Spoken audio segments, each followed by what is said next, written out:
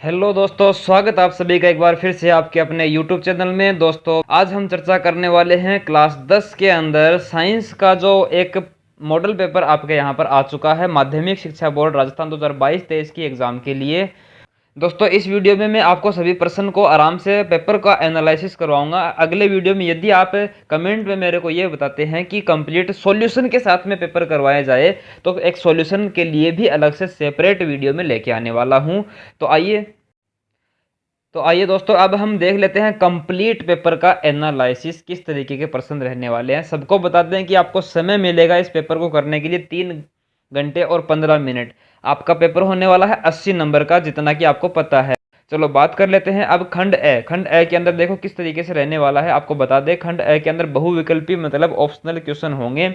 12 question आपके रहने वाले हैं यहाँ पर ऑप्शनल क्वेश्चन। ठीक है, चलो देखो, प्रश्न नंबर 1 पूछा गया है कि मानव में फुफ्फुस मतलब कि जो फेफड़े हैं वो कौन से तंत्र का भाग होते हैं, ये बताना है आपको। प्रश्न नंबर 2 है निम्न में से कौन सा पादप हार्मोन है, ये बताना है आपको। प्रश्न नंबर 3 है कौन से वैज्ञानिक को आनुवांशिकता का जनक कहते हैं। प्रश्न नंबर 4 है निम्न में से किस रसायन का उपयोग फोटोग्राफी में होता है। प्रश्न नंबर 5 है प्लास्टर ऑफ पेरिस का रासायनिक नाम बताओ। इनमें से आपको एक चूज करना पड़ेगा। प्रश्न नंबर 6 है निम्न में से उत्कृष्ट गैस कौन सी है, इन चारों में से आपको बताना है। बात करते हैं प्रश्न नंबर 7 की। तो ये पूछा गया है किस प्रकार से घटना के कारण पानी में रखी छड़ है वो मुड़ी हुई दिखाई देनी है। इनमें से आपको बताना है कौन सा सही ऑप्शन होगा।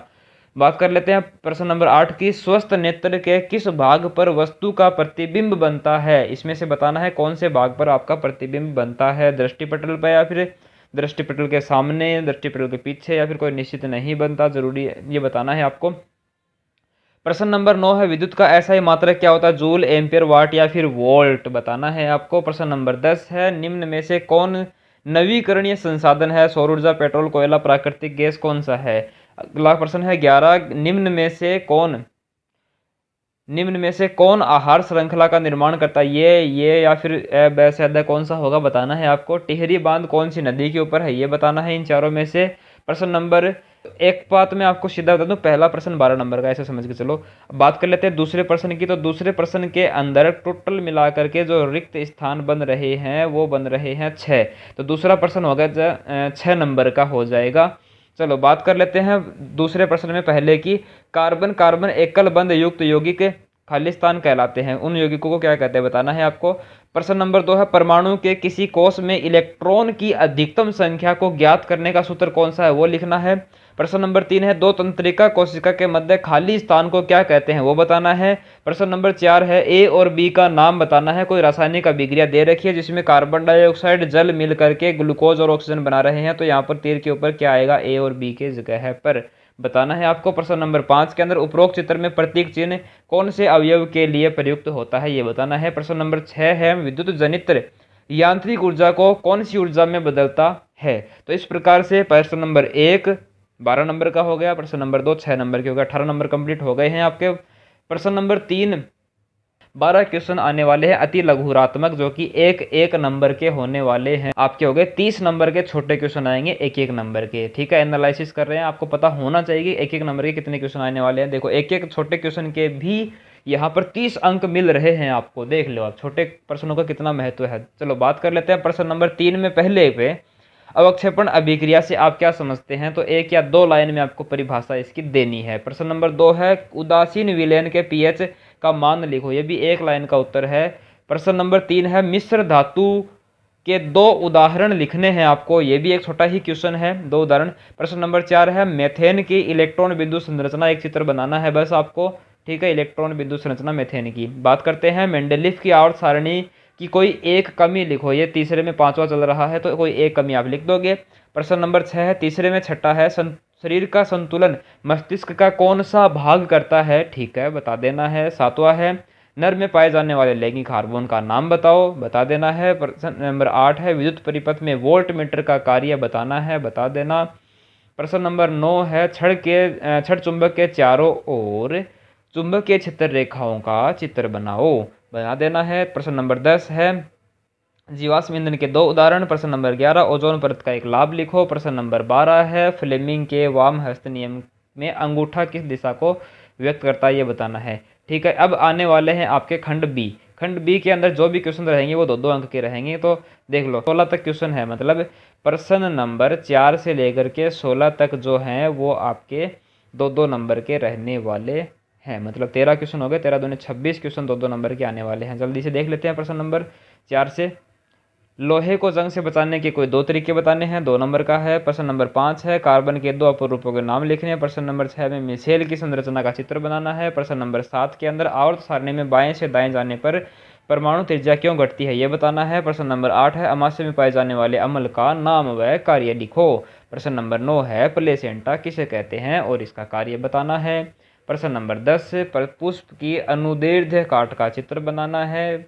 प्रश्न नंबर 11 लेंस की क्षमता का सूत्र और मात्रक लिखना है। प्रश्न नंबर 12 बड़ा बढ़िया क्वेश्चन है, किसी चालक का प्रतिरोध किन किन कारकों पर निर्भर करता है, कोई 2 कारक आपको बताने हैं। प्रश्न नंबर 13 की बात करें तो विद्युत परिपथ तथा साधित्रों में सामान्यतः उपयोग होने वाले 2 सुरक्षा उपाय लिखिए। ये बड़ा ही इंटरेस्टिंग है, इसके लिए मैं आपको वीडियो अलग से बनाऊंगा, उसके अंदर आंसर मिलेगा, ऐसे आपको ढूंढते रह जाओगे। प्रश्न नंबर 14 की बात करें चुंबकीय क्षेत्र की दिशा ज्ञात करने का दक्षिण हस्त अंगुष्ठ नियम बताना है। प्रश्न नंबर 15 दिए गए विद्युत परिपथ में टोटल प्रतिरोध का मान आपको बताना है। प्रश्न नंबर 16 ऊर्जा के नवीकरणीय स्रोत और अनवीकरणीय स्रोत की आपको परिभाषा देनी है। अब आता है खंड से, जिसके अंदर जो भी प्रश्न रहेंगे वो 3-3 नंबर के रहेंगे और साथ ही इनके अंदर प्लस के रूप में देखो यहाँ पर नंबर दे रखे हैं 1+2। सेक्शन सी में दीर्घ उत्तर में प्रश्न नंबर 17 देखो वसा युक्त खाद्य पदार्थों को विकृत गंधित से बचाने का एक उपाय लिखना, ये तो हो जाएगा 1 नंबर का। नीचे जो दिया गया है इस अभिक्रिया में किस पदार्थ का अपचयन और किसका उपचयन हो रहा है, 2 नंबर का प्रश्न ये है। ठीक है, इस तरीके से है। प्रश्न नंबर 18 के अंदर हम बात करें मानव में अग्नाशय ग्रंथि से निकलने वाले हार्मोन का नाम बताओ, 1 नंबर मिल जाएगा। इसका कार्य बताओ, 2 नंबर मिल जाएगा। और इसकी कमी से होने वाले रोग का नाम बताओ तो आपको 1 और नंबर मिल जाएगा, मतलब टोटल 3 नंबर। प्रश्न नंबर 19 की बात करें मानव में लिंग निर्धारण को समझाना है और इसका आरेख भी बनाना है, बिल्कुल बना देंगे, आपको मिल जाएंगे 3 नंबर। बात करते हैं दीर्घ दृष्टि दोष, प्रश्न नंबर 20 है दीर्घ दृष्टि दोष के निवारण के लिए कौन सा लेंस काम में आता है, बताना पड़ेगा आपको। और सूर्योदय तथा सूर्यास्त के समय सूर्य का रंग लाल क्यों दिखाई देता है ये भी बताना है आपको। 1 और 2 मिलकर के 3 नंबर का प्रश्न बन गया। खंड द की बात करें सभी प्रश्न 4-4 नंबर के होने वाले हैं इसके अंदर और आंतरिक विकल्प भी होंगे, मतलब ऊपर वाला नहीं आ रहा तो आप नीचे वाला कर सकते हो। प्रश्न नंबर 21 की बात करें विरंजक चूर्ण का रासायनिक सूत्र व कोई 2 उपयोग लिखने हैं। प्रश्न नंबर बी है बेकिंग सोडा का रासायनिक सूत्र और कोई 2 उपयोग लिखो। सी वाला है अम्ल और क्षार में कोई 2 अंतर लिखो।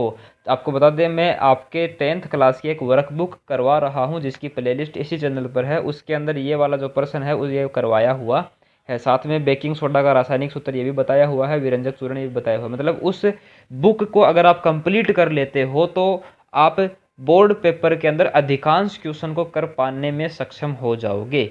ठीक है, बात कर लेते हैं अथवा में, अगर ऊपर वाला नहीं आ रहा तो नीचे वाला कर लेना। निम्नलिखित को आपको सुमेलित करना है, जैसे कि यहाँ पर संतरा आंवला नेटल का डंक और इमली दे रखा है, उसमें कौन कौन से अम्ल पाए जाते हैं ये बताना है।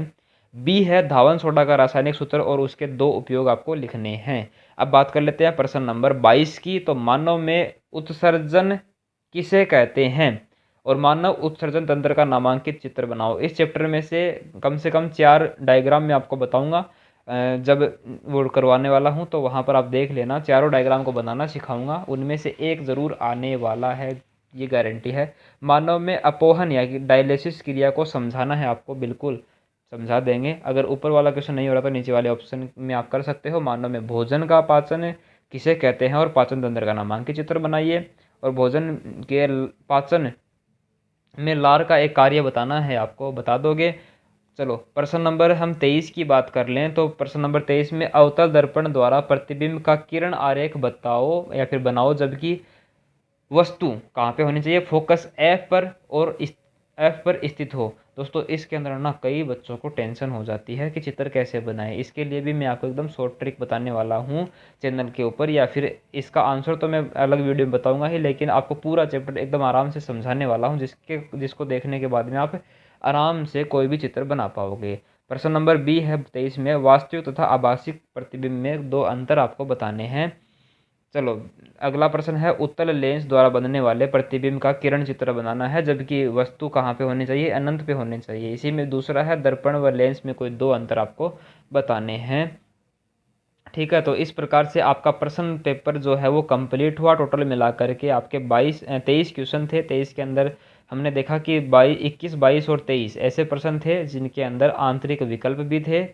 बाकी आपके अंदर 3 नंबर के, 2 नंबर के और छोटे क्वेश्चन भी है। 30 नंबर के तो छोटे क्वेश्चन ही हो गए और 30 नंबर के लगभग बी के अंदर थे लघुरात्मक प्रश्न, वो हो गए और बाकी कुछ बचे हैं वो 3 नंबर और 4 नंबर में आ गए हैं। तो अगर आप इस पूरे पेपर का हल वास्तव में जानना चाहते हैं तो ज़रूर कमेंट में लिखें। मैं देखना चाहूँगा कि कितने बच्चे इसका हल देखना चाहते हैं। उसी हिसाब से अगर ज़्यादा बच्चों का मेरे पास में कमेंट आता है तो बिल्कुल उतने ही जल्दी मैं आपको यहाँ पर इसका सॉल्यूशन देने वाला हूँ। तो आशा करता हूँ दोस्तों दी गई जानकारी आपको अच्छी लगी होगी, पसंद आई है तो एक बार लाइक ज़रूर कर दें। अपने दोस्तों के साथ में इसको खूब शेयर कीजिए। चैनल को सब्सक्राइब कर लीजिए जिससे कि नेक्स्ट वीडियो जिसके अंदर इसका सॉल्यूशन होने वाला है उसका नोटिफिकेशन मिलेगा आपको सबसे पहले। मिलते हैं अगले वीडियो में, तब तक के लिए धन्यवाद। जय हिंद, वंदे मातरम।